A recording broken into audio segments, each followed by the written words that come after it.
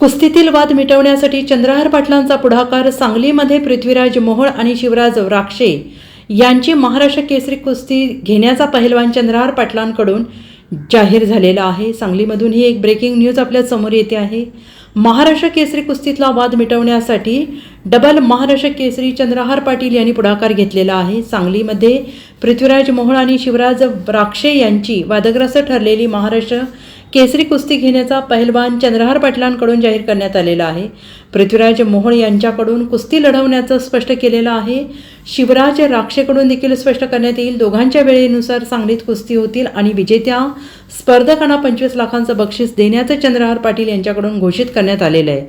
ज्यामुळे महाराष्ट्र केसरी कुस्ती स्पर्धेच्या वादावर पडदा पडेल अशी भूमिका चंद्रहार पाटलांनी स्पष्ट केली आहे.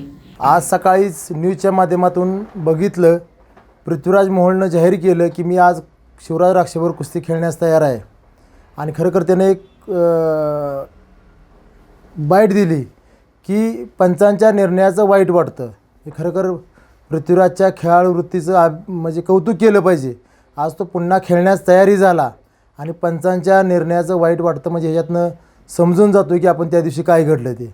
म्हणून मी आज जाहीर करतो, पृथ्वीराज मोहोळ आणि शिवराज राक्षे ह्या दोघांची कुस्ती परत सांगली शहरामध्ये लावून दोघांनाही 25-25 लाख रुपयाचा बक्षीस देऊन त्यांचा योग्य ते सन्मान करून ही कुस्ती परत सांगली शहरामध्ये लावून संपूर्ण महाराष्ट्रामध्ये जो एक वाद तयार झालेला आहे की अन्याय झाला किंवा नाही झाला किंवा पंचांची चुकी काय चुकी, ह्या सर्व गोष्टीचा पडदा सांगली शहरामध्ये पाडून संपूर्ण जनतेच्या मनामधला जो संभ्रमावस्था आहे ती आपण दूर करण्याचा प्रयत्न करत आहोत. आणि लवकरात लवकर या दोघांच्या वेळेनुसार सांगली शहरामध्ये ही कुस्तीचं आयोजन करून संपूर्ण महाराष्ट्रातल्या कुस्ती शौकीनांचा जी संभ्रमावस्था तयार झालेली आहे ती दूर करण्याचा प्रयत्न करू.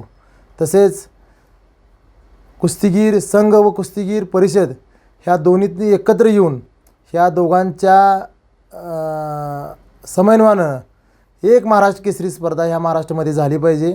कारण महाराष्ट्र केसरी ही एक मोठं पद ह्या महाराष्ट्रातल्या कुस्ती क्षेत्राला आहे आणि त्या दोन महाराष्ट्र केसरी होऊन ह्या महाराष्ट्र केसरीचं तुम्ही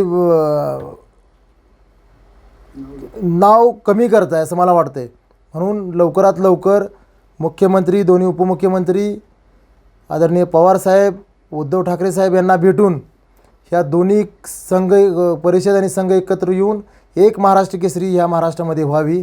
तसेच शिवराज राक्षे व महेंद्र गायकवाड यांचे 3 वर्षासाठी झालेलं निलंबन हे पाठीमागं घ्यावं, यासाठी या सर्व प्रमुख नेत्यांना लवकरात लवकर भेटणार आहोत.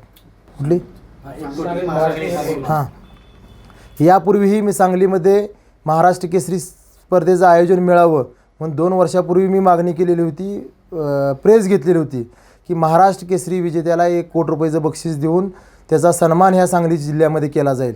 त्याच्या पाठीमागचं कारण एवढंच होतं की एक महाराष्ट्र केसरी होत असताना 50 ते 60 लाख रुपये खर्च करून 15-20 वर्षे त्याची मेहनत करून तो त्या पदापर्यंत पोचलेला असतो. अशा एका स्पर्धेत जवळजवळ 100 चांगले कुस्तीपटू तिथे खेळलेले असतात आणि त्यातनं एक महाराष्ट्र केसरी होतो. त्याला योग्य तो सन्मान झाला पाहिजे. सांगलीमधनं एक पायंडा पडला पाहिजे महाराष्ट्रामध्ये की महाराष्ट्र केसरी विजेत्याला 1 कोटी रुपये बक्षीस सांगली जिल्ह्यानं दिलं तर येणाऱ्या काळामध्ये नगरला घेऊ दे, औरंगाबादला घेऊ दे, तिथं स्पर्धा घेतल्या तर महाराष्ट्र केसरी विजेत्याला 1 कोटी रुपये देण्याची जी तयारी आहे तो स्पर्धा भविष्यामध्ये घेईल. म्हणून सांगली शहरामध्ये किंवा सांगली जिल्ह्यामध्ये हे महाराष्ट्र केसरी स्पर्धा आयोजन करण्याची मागणी मागं केलेली आहे, आजही करतो. आणि निर्विवाद स्पर्धा कशा होतात हे सांगली जिल्हा तुम्हाला संपूर्ण कुस्ती शौकीनांना दाखवून देईल. यासाठी मला या स्पर्धेची मी मागणी करत आहे. Bureau report SBN Marathi, Sangli.